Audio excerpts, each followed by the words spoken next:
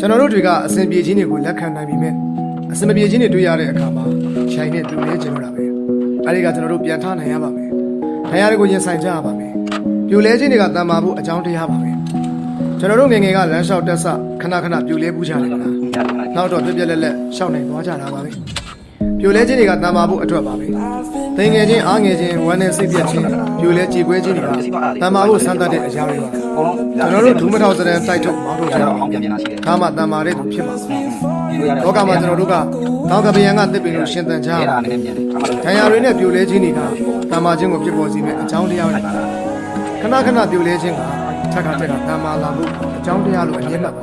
။ကျွန်တော်တို့တန်မာတဲ့သူဖြစ်အောင်ရုန်းကန်ရှင်သန်နေထိုင်ကြရအောင်။ဣဗရာလင်ကပြောထားတယ်။မင်းလဲကြတာကစိတ်မပူ။မင်းပြန်မထမှာလို့စိတ်မပူ။ကျွန်တော်တို့ဘာအကြောင်းကြောင့်လဲကြပြန်ထပြီးတော့မှတန်မာကြရ